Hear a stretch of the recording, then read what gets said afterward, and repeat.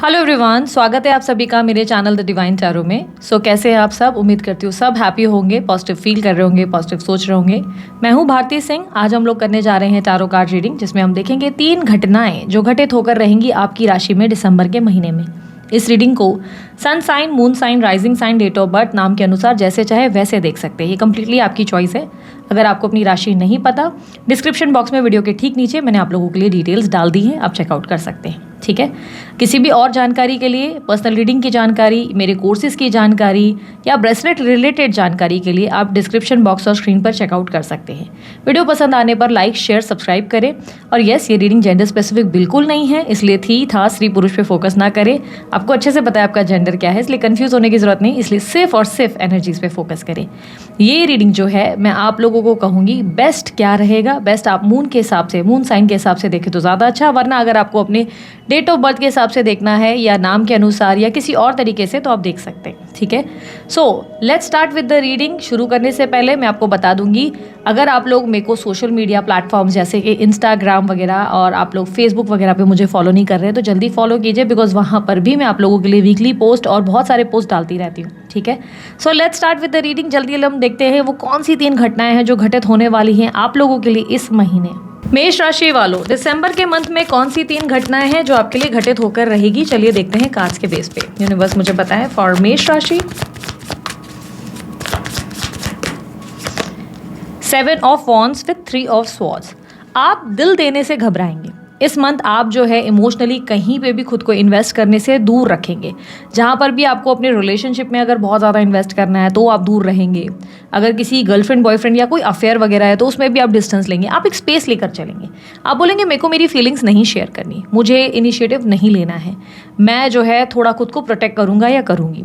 आपकी एनर्जी में क्लियरली दिख रहा है कि आप बार बार हार्ट ब्रेक से गुजरे, आपको बार बार दिल टूटा है। बार बार आप जब भी लोगों पे भरोसा करते हैं, ट्रस्ट करते हैं, जब भी किसी से उम्मीद रखते हैं, लोग आपको इमोशनली कहीं ना कहीं हर्ट कर देते हैं। इस टाइम पे आप अपने आप को डिफेंड करते हुए, अपने आप को बचाते हुए नजर आ रहे हैं। अब यहाँ पे वो भी एक सूरत बढ़ सकती है जहाँ पर आपको कोई रिलेशनशिप या आपके फैमिली में कोई व्यक्ति है जो आपको बार बार कहे कि आप गलत हैं, आप गलत हैं, आप गलत हैं, और इस टाइम पे आप अपने आप को प्रूफ करके दिखाएं। 2 रीजंस हो सकते हैं प्रूफ करने के। एक तो होगा या तो आप अपने आप को ओवर एक्सप्लेन करेंगे या आप एकदम कोल्ड रहेंगे और कम बात करेंगे। जहाँ तक मैं देख पा रही हूँ 7 ऑफ वॉन्ड्स रिप्रेजेंट करता है कि आप ज़्यादा से ज़्यादा खुद को आइसोलेट करना पसंद करेंगे।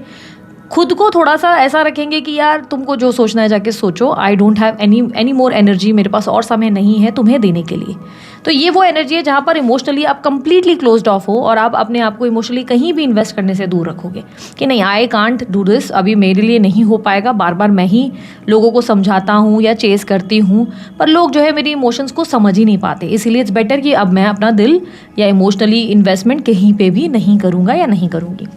सेकेंड इवेंट को अगर देखूं तो सेकेंड इवेंट में मुझे आया है card 9 of swords with S of pentacle. S of pentacle. ये रिप्रेजेंट कर रहा है कोई नए काम की शुरुआत आपने की है। ये न्यू जॉब हो सकता है, न्यू बिजनेस हो सकता है, कोई न्यू एक्टिविटी, कोई वर्कशॉप या कोई वर्कआउट हो सकता है। आपने न्यू जिम शुरू किया है। ये न्यू एक्टिविटी आपके लिए अच्छी जा रही है, लेकिन ये थका देने वाली होगी। कुछ तरीके के आपके लिए ऐसी एनर्जी दिख रही है जहाँ पर ये नए काम आपको एग्जॉस्ट करेंगे। नए काम कोई भी हो सकते हैं, जैसे कि मैंने कहा करियर रिलेटेड हो सकता है यहाँ पर, क्योंकि ऐसा नहीं दिख रहा है कि आप किसी पर्टिकुलर एक्टिविटी में, ऐसा हो सकता है कि कोई न्यू बिजनेस शुरू किया है, किसी न्यू आइडिया पे काम किया है, कोई जॉब में न्यू एक्टिविटी में इन्वॉल्व किया है। आप वहाँ पे बहुत ज़्यादा टाइम दे रहे हैं और इतना ज़्यादा ओवरलोड होगा जिससे आप टायर्ड हो जाएंगे। आपको लगेगा मेहनत तो हो रही है पर रिजल्ट इतने आ नहीं रहे यार, लगे हुए एग्जॉस्ट हो गए हैं। एग्जॉशन रहेगी यहाँ पर, कहीं ना कहीं ऐसा दिख रहा है। नींद भी ठीक से नहीं करेंगे, आराम ठीक से नहीं होगा आपका, रेस्टलेस रहेंगे, थोड़ा सा एग्जॉस्टेड रहेंगे। बार बार ऐसा लगेगा कि आई नीड ब्रेक, ब्रेक वाली फीलिंग आएगी। ऐसा लगेगा कितनी कोशिश कर रहे हैं पर कहीं ना कहीं कुछ ना कुछ इश्यूज हो रहे हैं। शोर है आसपास आपकी सराउंडिंग्स में ना, जैसे बहुत ज़्यादा शोर है और आप इस शोर से दूर भागना चाहते हैं। आप थोड़ा सा अपने आप के अपने आप के भीतर समय बिताना चाहते हैं। आप नहीं चाहते कि आप इतना टाइम वहाँ इन्वेस्ट करें, पर ना चाहते हुए भी आपको समय वहाँ इन्वेस्ट करना पड़ जाएगा। ठीक है। थर्ड इवेंट की बात करते हैं। थर्ड इवेंट यहाँ पर हमारे सामने आया है क्वीन ऑफ वॉन्ड्स। इस मंथ आपके अंदर एक मैग्नेटिक एनर्जी रहेगी, जो चाहो वो आकर्षित कर लो। ठीक है। तो यहाँ पर क्लियरली ऐसी एनर्जी है जहाँ पर आप कुछ भी थॉट्स रखेंगे, कोई भी एनर्जी आपके अंदर ऐसी रहेगी जहाँ पर आप चाहते हो कि लाइक ये चीज़ मुझे मिल जाए, वो चीज़ मेरे हिसाब से हो जाए। एक होता है ना माइंड सेट में आपके थॉट्स आएंगे कि एक होता है ना कि कोई चीज़ अट्रैक्ट करनी है, किसी चीज़ को लेकर आपके मन में बहुत इच्छाएं हैं, गोल्स हैं, ड्रीम्स हैं, तो कहीं ना कहीं उन चीज़ों को आप अट्रैक्ट भी करेंगे। यहाँ पर मैनिफेस्टेशन का पावर बहुत स्ट्रांग है, यानी कि जो सोचेंगे वो पालेंगे।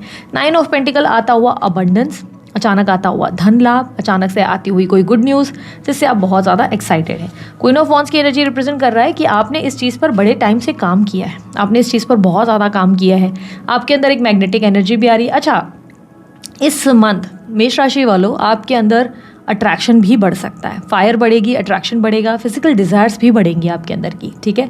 ये एनर्जी रिप्रेजेंट कर रहा है कि आप जो है अपने आप को ऐसा बना देंगे, इतना कॉन्फिडेंट हो जाएंगे कि कोई भी चीज़ आकर्षित करना बड़ा आसान हो जाएगा। तो यहाँ पर संभल कर रहना, बहुत से नेगेटिव और पॉजिटिव बहुत सारी चीज़ें अट्रैक्ट हो सकती हैं। ऐसा ज़रूरी नहीं कि आप बहुत पॉजिटिव ही चीज़ों को अट्रैक्ट करें, ये भी संभावना है कि कोई गलत इंसान है, अच्छा सही नहीं है आपके लिए, लाइक कोई टॉक्सिक है तो आप उसे भी अट्रैक्ट कर बैठेंगे। डिपेंड करता है आप क्या सोचते हैं, क्योंकि कहीं ना कहीं आपकी सोच बहुत सारी चीज़ों को अट्रैक्ट करेगी। ध्यान रखना, आपका ऑरा बहुत स्ट्रांग होगा, यानी कि आप सेंटर ऑफ अट्रैक्शन बनेंगे। इस टाइम फ्रेम पे बहुत से लोग आपसे बहुत इंस्पायर होंगे, बहुत से लोग आपसे कुछ सीखेंगे।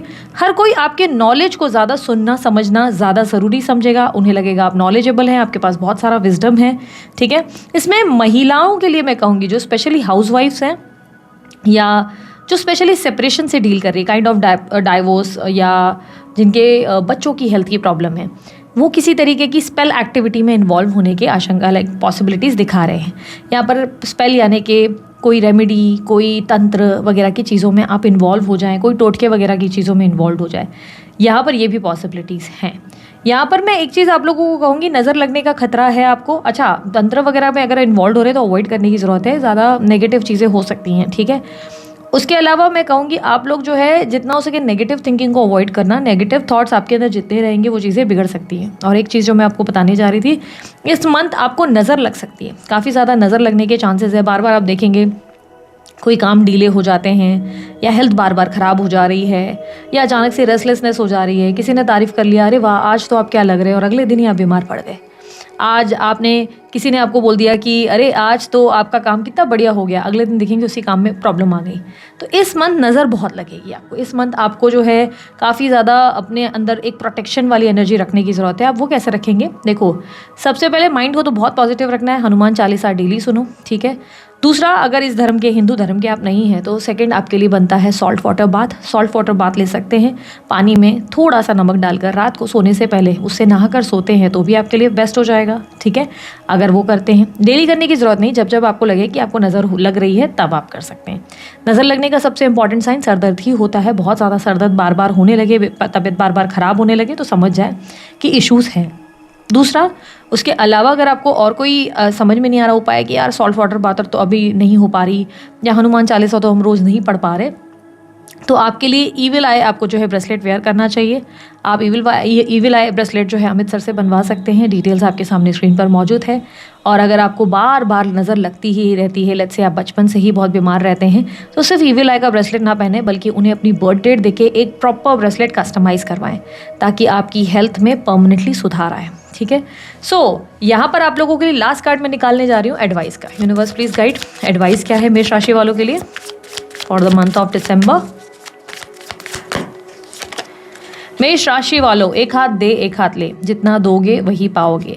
याद रखना, 6 ऑफ पेंटिकल का एनर्जी रिप्रेजेंट करता है एक तो माँ बाप की सेवा। इस मंथ माँ बाप की सेवा जितनी करोगे उतना आप लाभ कमाओगे, स्पेशली मदर की सेवा करने से बहुत लाभ होगा। दूसरा, डोनेशंस बड़े हेल्पफुल रहेंगे, जितना लोगों के काम आओगे, जितना लोगों की सेवा करोगे या डोनेट करोगे उससे बहुत लाभ होंगे। थर्ड इंपॉर्टेंट जो चीज़ आपके लिए गाइडेंस में दिखती है वो है एक हाथ दे एक हाथ ले। जब भी आपको जहाँ पे भी लग रहा है कि मुझे वहाँ इक्वालिटी नहीं मिल रही, यानी कि मैं ही कर रहा हूँ, मैं ही कर रही हूँ, तो आपको समझने की ज़रूरत है। आप प्यार देंगे, आप प्यार वापस पाएंगे। आप गुस्सा देंगे, नफ़रत देंगे तो नफ़रत वापस आएगी। आप डिसाइड करेंगे कि आप क्या चाहते हैं। अगर किसी का व्यवहार आपकी तरफ बदल रहा है तो ये संभावना है कि आपका भी व्यवहार उस इंसान के प्रति बदल रहा है। इट इज़ जस्ट कि आपको अपनी गलतियाँ दिख नहीं रही हैं, ठीक है। सो यहाँ पर सैटर्न का इम्पैक्ट भी हावी रहेगा, इसलिए आपको मैं एडवाइस करूँगी कि काली चीज़ों का दान करना या काले डॉग्स को खाना खिलाना, रोटी खिलाना आपके लिए बहुत फ़ायदेमंद रहेगा, ठीक है। सो इसी के साथ रीडिंग को करते हैं एंड। अगर आपको रीडिंग अच्छी लगी, लाइक शेयर सब्सक्राइब कीजिएगा, ढेर सारा प्यार दीजिएगा। उसके अलावा अन्य कोई जानकारी चाहिए डिस्क्रिप्शन बॉक्स में आपको मिल जाएगी। अभी के लिए इतना ही। बाय, टेक केयर, ओम साई राम।